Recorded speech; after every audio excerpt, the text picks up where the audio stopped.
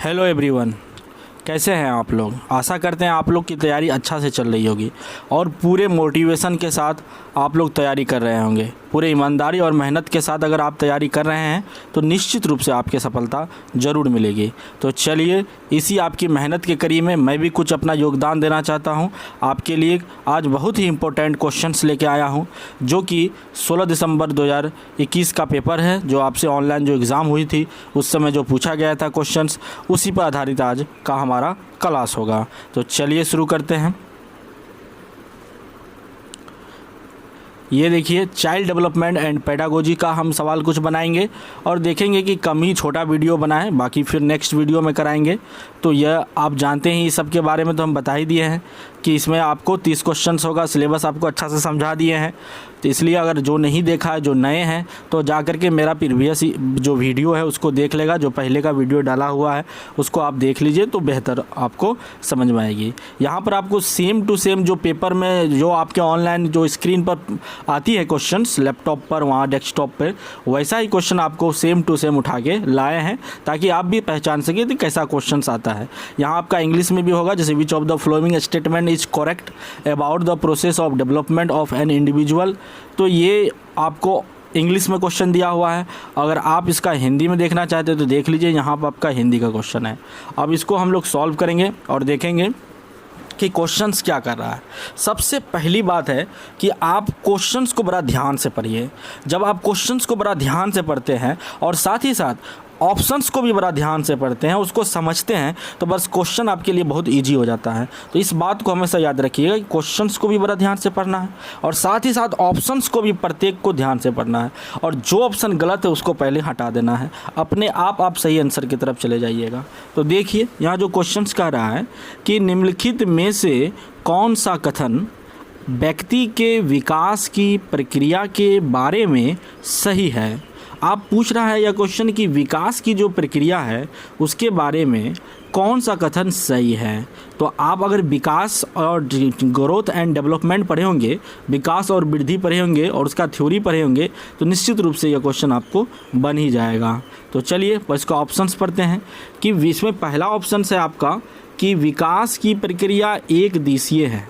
विकास की प्रक्रिया क्या है? एक दिशीय है। सबसे पहले इस शब्द पर ध्यान दीजिए कि एक दिशीय, जहां आप समझते हैं कि एक दिशीय दिया हुआ है तो पहले ही क्वेश्चन गलत हो जाता है, क्योंकि जब आप जानते हैं कि विकास क्या एक बहुआयामी प्रक्रिया है ना, बहुआयामी है और यह एक दिशीय कभी नहीं होता है। आप सिफालोकोडल और प्रॉक्सिमल डिस्टेंस के बारे में पढ़े होंगे, तो वह थ्योरी में आपको पढ़े होंगे, तो जरूर आप इस क्वेश्चन इस सेंटेंस को समझ जाइएगा कि ये गलत है। चलिए आगे बढ़ते हैं।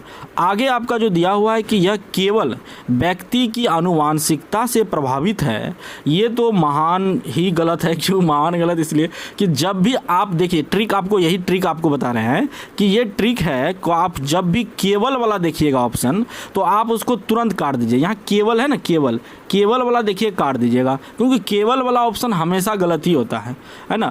कभी भी केवल वाला सही नहीं होता है। कहीं केस में हो जाए तो हो जाए, अलग बात है, लेकिन हम अभी तक जो देखे हैं तो केवल वाला हमेशा गलत हो। तो केवल वाला देखते मात्र आप काट दीजिए। तो ये आपका ट्रिक हो गया। उसके बाद आइए आगे, आप देखिए इसमें तीसरा ऑप्शन है आपका कि विकास की प्रक्रिया में सांस्कृतिक विविधता होती है। विकास की प्रक्रिया में क्या होती है? सांस्कृतिक विविधता होती है। ये वाला ऑप्शन देख लीजिए कि विकास की संस्कृति। और उसके बाद देखिए चौथा ऑप्शन देखिए, विकास केवल वातावरणीय कारक। ये तो केवल आ गया तो आप तुरंत इसको काट दिए। तो इसको ये केवल वाला दोनों आ गया, काट दिए आप। पहला वाला तो आप पहले ही काट दिए थे, हम बता ही दिए थे। चलिए बच गया क्या जी? 3। तो आपका ऐसे ही आंसर निकल गया, लेकिन आप इसको समझा भी देते हैं हम कि विकास की प्रक्रिया में जो होती है सांस्कृतिक विविधता होती है। बिल्कुल सही होती है। जैसा विकास जिस संस्कृति में होगा, जिस समाज में होगा, विकास की प्रक्रिया उसी से होगा। अगर आप सुने होंगे जुड़वा बच्चा वाला कहानी कि एक बच्चा को अगर अच्छा माहौल में रखता है, एक बच्चा को है ना टेंस माहौल में रख देता है, आक्रामक वाला माहौल में रख देता है, तो बच्चा भी वैसा ही बिहेव करता है, जो कि जुड़वा होता है उसके बावजूद। तो वह सांस्कृतिक विविधता पाई जाती है। चलिए क्वेश्चन हो गया, आपको आशा करते हैं समझ में आ गया होगा। आगे बढ़ते हैं हम लोग। ये इंग्लिश क्वेश्चन है। Which of the following question is an example of enhancing critical thinking in children. Find out what people in living around coastal area usually eat and why, ये क्वेश्चन दिखा हुआ है और पूछ रहा है कि क्रिटिकल थिंकिंग बढ़ाने के लिए, आलोचनात्मक सोच बढ़ाने के लिए कौन सा क्वेश्चन बेस्ट होगा। तो चलिए हिंदी में जाते हैं, ज़्यादातर आदमी को हिंदी समझ में आती है तो हिंदी ही पकड़ते हैं। इंग्लिश में भी आप पढ़ सकते हैं, यहाँ क्वेश्चन दिया हुआ है। देखिए हिंदी में यहाँ पर जो क्वेश्चन दिया हुआ है कि निम्नलिखित में से कौन सा प्रश्न बच्चों के विवेचनात्मक चिंतन को बढ़ावा देने का उदाहरण है। देखिए विवेचनात्मक चिंतन पर गौर कीजिएगा, ये शब्द पर गौर कीजिएगा। जैसे जैसे आप शब्द समझिएगा ना जी, वैसे ही क्वेश्चन बनना बहुत आसान हो जाता है। विवेचनात्मक चिंतन अभी पढ़े आगे की क्रिटिकल थिंकिंग की बात कर रहा है। क्रिटिकल थिंकिंग कब बढ़ता है? जब बच्चा डाइवर्ट क्वेश्चंस को है ना, अपसारी वाला क्वेश्चंस को ज़्यादा बनाता है। ऐसा क्वेश्चन जिसमें आपको सोचने के लिए मजबूर करे, है ना, जो आपको अंदर की क्षमता बाहर निकाल के देता है, वह होता है विवेचनात्मक चिंतन।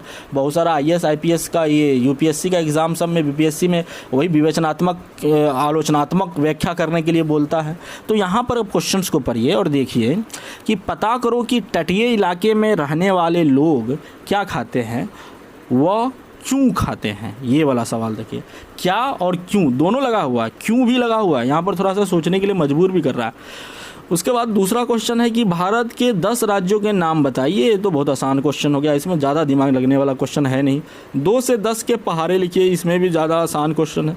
दी गई कविता का सुस्मरण करके वाचन करें, ये भी तो याद करने वाला रट्टा मार है, इसमें भी दिमाग नहीं लगने वाला है। तो आपको क्या लग रहा है कि सब क्वेश्चन में, चारों क्वेश्चन में कौन ऐसा क्वेश्चन है जो बच्चा को ज़्यादा विवेचना करने के लिए, ज़्यादा चिंतन थिंकिंग करने के लिए मजबूर करता है? तो आप कहिएगा सर पहला वाला क्वेश्चन बिल्कुल सही है कि तटीय इलाके में रहने वाले लोग क्या खाते हैं, ये तो पता लगाइए और साथ में क्यों खाते हैं, है ना, क्यों उनका वह सेवन करते हैं, तो ये ज़्यादा थिंकिंग को बढ़ाता है। चलिए आगे बढ़ते हैं हम लोग। अगला क्वेश्चन है कि विकास का चरणीय सिद्धांत निम्नलिखित नियमों में से किस पर स्पष्ट रूप से जोर देता है। चरणीय मतलब जो स्टेजेज वाला जो सिद्धांत है विकास का, वह किस पर स्पष्ट रूप से जोर देता है, किस पर स्पष्ट रूप से जोर देता है। तो पहला है कि विकास की निरंतरता पर जोर देता है, कि विकास की अनिरंतरता पर जोर देता है, कि विकास को प्रभावित करने वाले सांस्कृतिक कारक पर जोर देता है, कि विकास की प्रक्रिया संबंधित वातावरणीय कारक पर जोर देता है। ये क्वेश्चन मुझे बहुत अच्छा लग रहा है, इसलिए लग रहा है ये क्वेश्चन थोड़ा सा अंदर से पूछा है और थोड़ा सा डीप जो पढ़ता है, जो टीचर अच्छे से पढ़ाते हैं, है ना, वही उनके ही स्टूडेंट, उनके ही बच्चे या जो बच्चे मेहनत करते हैं थोड़ा एक्स्ट्रा एफर्ट लगा कर, वही बना सकते हैं। देखिए एक आप पढ़े होंगे या फिर आप सुने होंगे कहीं पर कि विकास का जो स्टेजेज वाला जो सिद्धांत है, कुछ लोगों का ये है मत है कि विकास एक कंटिन्यूअस प्रक्रिया है और कुछ लोगों का मानना है कि विकास एक डिसकंटिन्यूअस प्रक्रिया है। अब निरंतर चलने वाला प्रक्रिया भी और अनियंत्रण, मतलब विकास जो होता है डिसकंटिन्यूअस का मतलब है कि स्टेजेज बाय होती है ना। जब विकास स्टेजेज बाय होती है तो आपने देखा भी होगा, कई सारे मनोवैज्ञानिक है जैसे जीन पियाजे हैं, है ना, वाइगोस्की तो नहीं, वाइगोस्की तो कंटिन्यूअस को मानता है, कोहलबर्ग है, और भी कई सारे जो स्टेजेज बाय में बांट करके ही विकास को दिखाता है कि इस स्टेज में ये विकास हो रहा है, इस स्टेज में इतना विकास होता है, ये स्टेजेज का ये क्या है, फीचर्स है। तो उसमें जीन पियाजे का नाम बहुत पहले आता है। इसीलिए ये क्वेश्चन उसी पर आधारित है कि जो विकास की जो स्टेजेज सिद्धांत है, जो बताता है कि विकास क्या है, एक स्टेज में होता है, विकास क्या होता है, एक स्टेज में होता है, और ये स्टेजेज जो है, इसी तरह से स्टेज जो होती है वह स्टेज में वह बढ़ता ही जाता है, विकास की प्रक्रिया ये बताती है। तो ये कौन बताता है? तो ये बताता है आपका अनिरंतरता के जो समर्थक होते हैं, कि यह स्पष्ट करता है कि विकास अनिरंतर है, अर्थात कंटिन्यूअस एक ही साथ नहीं बढ़ता है। ये कंटिन्यूअस वाला ग्राफ हो गया, इस तरह से नहीं बढ़ता है, बल्कि ये स्टेजेज में बढ़ता है, ये स्टेजेज में बढ़ता है। तब आप जो है इस सवाल को समझ पाइएगा, यही यह बात कह रहा है। तो ये जो है, ये स्टेजेज वाला बात, ये अनिरंतरता को, विकास की अनिरंतरता को स्पष्ट करता है। ये इसका सही आंसर होगा। जो थोड़ा डीपली नहीं पढ़ा होगा जिनको, तो वो हवाई में क्वेश्चन को मार के निकल जाएगा, कंटिन्यूस मार के निकल जाएगा। लेकिन नहीं, इसका आंसर 2 होगा। इस पर ध्यान दीजिएगा आप लोग।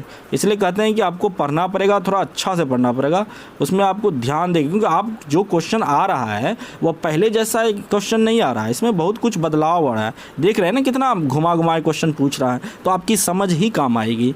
निम्नलिखित में से कौन से कारकों द्वारा विद्यालयों में बच्चों के अधिगम से जुड़ाव प्रभावित होता है? कि बच्चा का जो अधिगम से जुड़ाव है, जो लगाव है, उसको प्रभावित करने वाला विद्यालय में कौन कौन से कारक है? बहुत अच्छा सवाल है, देखिए बड़ा अच्छा से दिया है ऑप्शंस भी। पारिवारिक समाजीकरण ये कारक है क्या? समकक्षीय संबंधों ये भी कारक है क्या? सांस्कृतिक मूल्य ये कारक है, या बच्चों का आत्मसम्मान ये कारक है? तो आपको क्या लगता होगा कि विद्यालय में जो बच्चा जाता है तो क्या क्या सीखता है? विद्यालय में बहुत कुछ सीखता है बच्चा, इसीलिए हम कहते हैं कि विद्यालय बच्चों को भेजना चाहिए। वहाँ वह पारिवारिक समाजीकरण भी सीखता है, समकक्षी संबंध जो अपना पीयर ग्रुप होता है उसके बारे में भी, उसके साथ रहना समझना, पीयर ग्रुप को तो और ज़्यादा पसंद करता है इस स्टेज में बच्चा सब। सांस्कृतिक मूल्य भी सिखाया जाता है, और बच्चों का आत्मसम्मान के बारे में भी वहाँ बच्चों को पता चलता है, और वो वहाँ पर भी यह कारक भी प्रभावित करता है बच्चों के अधिगम को। तो ये हो गया। तो इसलिए इसका आंसर क्या हो गया? आप तो जान ही गए होंगे कि इसका आंसर क्या हो जाएगा जी। इसका आंसर आपका तीनों चारों हो जाएगा। जो चारों है 1 2 3 4, यानी 3 नंबर का जो सवाल है, 3 नंबर का जो ऑप्शन है ना, ये वाला आंसर आपका सही हो जाएगा। चलिए आगे बढ़ते हैं हम। आगे बढ़ते हैं हम लोग। चलिए ये क्वेश्चंस है। अकॉर्डिंग टू जीन पियाजे, children in pre operational stage of development are able to do, है ना, reversible thinking, make believe play, या हायरार्किकल क्लासिफिकेशन, या कंजर्वेशन। इस क्वेश्चन को थोड़ा इंग्लिश में सॉल्व करते हैं, अच्छा रहेगा, फिर हिंदी में भी चले जाएंगे। अकॉर्डिंग टू जीन पियाजे के बारे में अगर आप पढ़े होंगे तो जीन पियाजे के बारे में आपको पता होगा कि जीन पियाजे के बारे में जो सिद्धांत उन्होंने दिया है कॉग्निटिव डेवलपमेंट का, उससे यह सवाल है।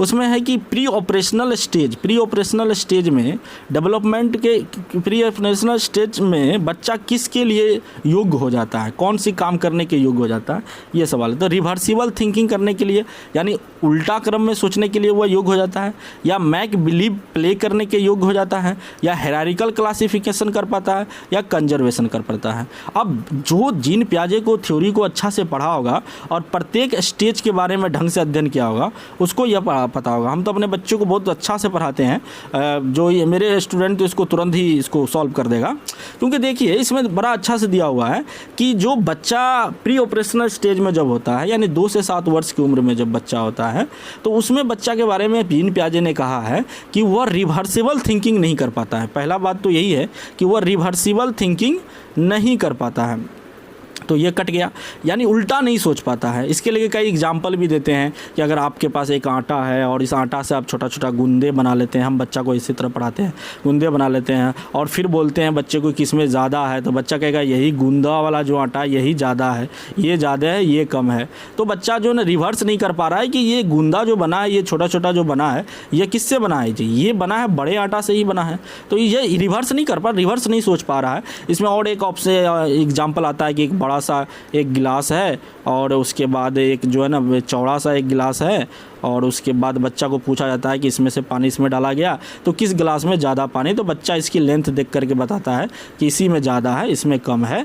तो ये यही सोच पाता है कि इसी से इसमें पानी आया, रिवर्स नहीं सोच पा रहा है बच्चा, एक ही एस्पेक्ट में सोचता है। तो ये कंजर्वेशन का गुण कहलाता है। तो ये रिवर्सिबल थिंकिंग नहीं होगा, कंजर्वेशन भी प्री ऑपरेशन में नहीं कर पाता है, हायरार्किकल क्लासिफिकेशन भी नहीं कर पाता है। हायरार्किकल क्लासिफिकेशन बच्चा मूर्त अवस्था में कर पाता है, जो बड़ा क्लासिफिकेशन जो होता है वो नहीं कर पाता, छोटा मोटा कर लेता है, लेकिन ये हायरार्किकल क्लासिफिकेशन नहीं कर पाता है बच्चा। सिर्फ मैक बिलीव प्ले कर सकता है। ये मैक बिलीव प्ले क्या होता है जी, है ना, बच्चा प्ले जो रोल होता है वो निभाता है, जो अपने से माता पिता या कोई मान लीजिए फ़ोन पर बात करता है तो बच्चा भी वह उस रोल को निभाएगा, उसको झूठ मूठ का कान में लगा करके वह उस रोल को निभाने लगता है। तो यही मैक बिलीव प्ले यही बात को बताता है।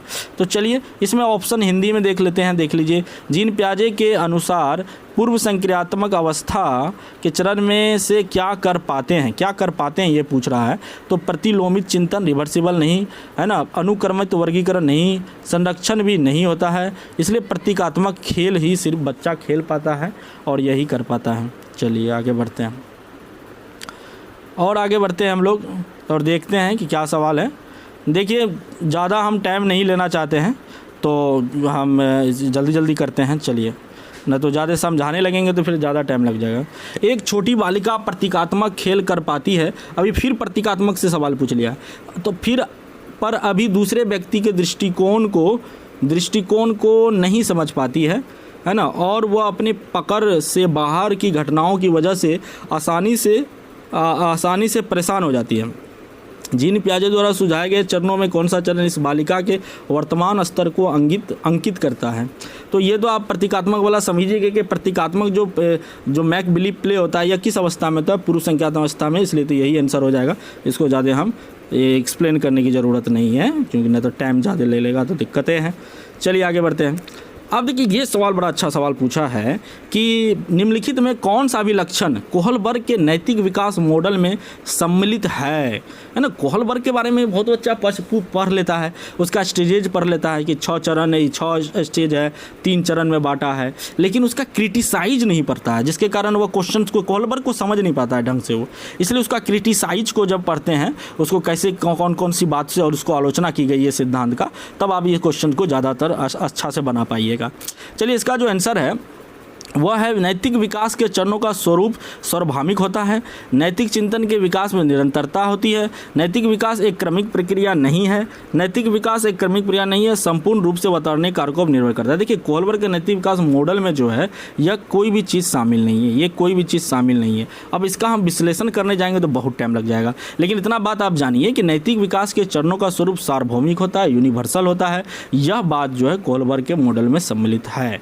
बाकी अगर ज़्यादा हमको टाइम मिलेगा अभी थ्योरी पढ़ाने का तो कोहलबर्ग पढ़ाएंगे आपको, तब ज़्यादा क्लियर होगा। चलिए आगे बढ़ते हैं। लेव वाइगोस्की के अनुसार निम्नलिखित में से किसके लिए समीपस्थ विकास का क्षेत्र, ये ZPD के बारे में बात कर रहा है जी, ZPD के बारे में का इस्तेमाल करना चाहिए।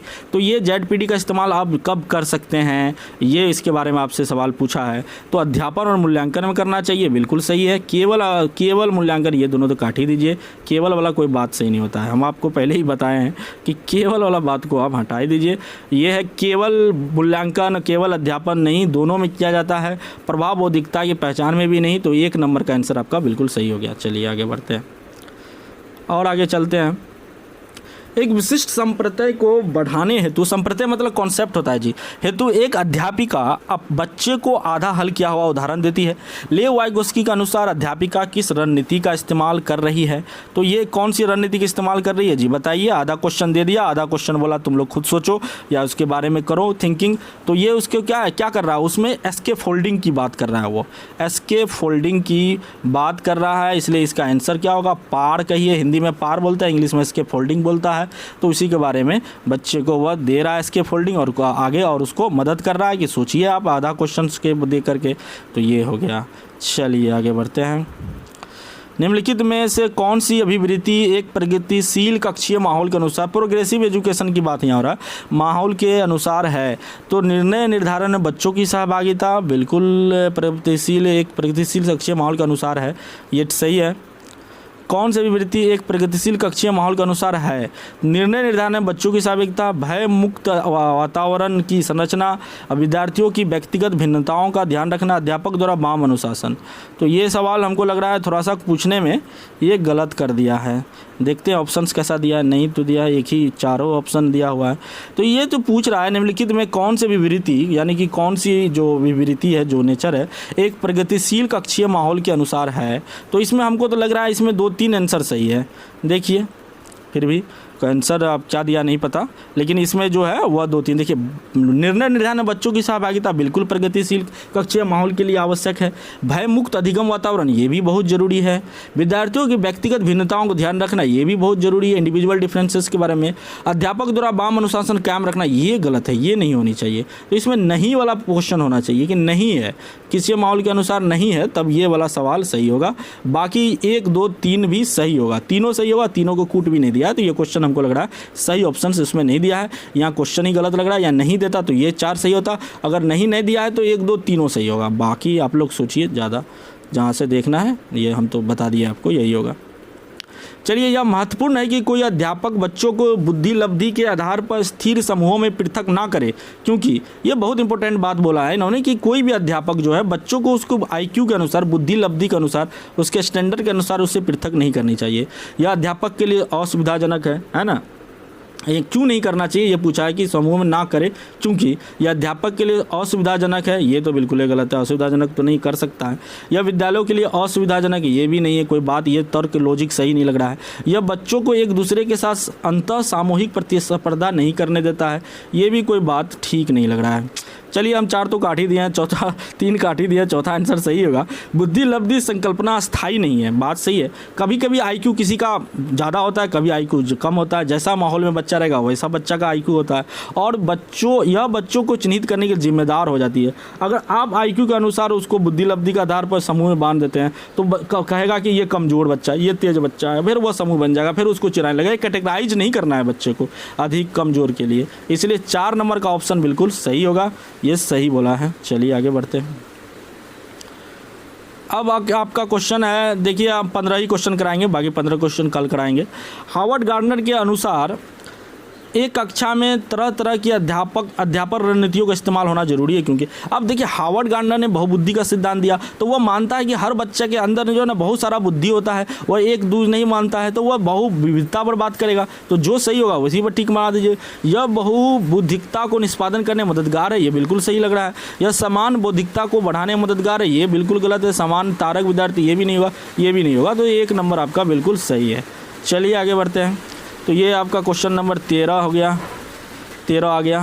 1.5 से लेकर 2.5 साल की उम्र के बच्चों द्वारा अक्सर उच्चारित द्विशब्दावली जो होती है, उच्चारणों को क्या कहा जाता है? तो वाचन अधिष्ठान है, ये तो आप समझ जाइए कि इसको जो है ना ये बोलते हैं टेलीग्राफिक बोलते हैं। देखिए हिंदी में तार प्रसिद्ध वाचन है, थोड़ा इंग्लिश आपको दिखाते हैं ना तो फिर कहिएगा कि ये इंग्लिश से ठीक है ना। The 2 words utterances often used of the, ये चिल्ड्रन बिटवीन 1 से 1.5 से 2.5 साल के जो बच्चे जो एग्री एज होता है उसमें जो 2 शब्द को जोड़ के नहीं कर पाता, उसी के बारे में बोला गया है। तो वो टेलीग्राफिक स्पीच कहलाता है। वो क्या कहलाता है? टेलीग्राफिक स्पीच कहता है, इसको याद रखिएगा आप लोग। चलिए आगे बढ़ते हैं।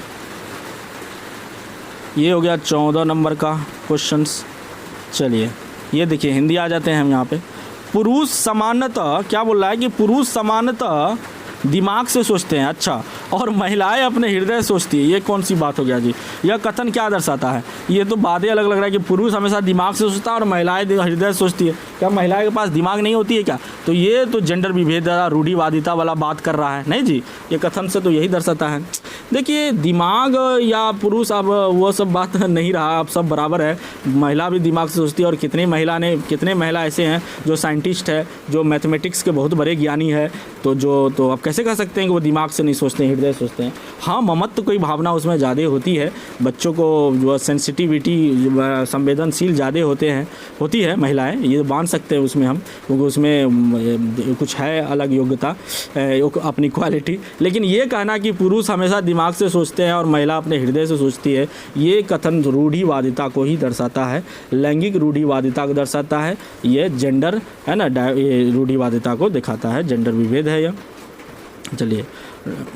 चलिए तो जेंडर रूढ़िवादिता, लैंगिक रूढ़िवादिता हो गया। उसके बाद आगे बढ़ते हैं हम लोग।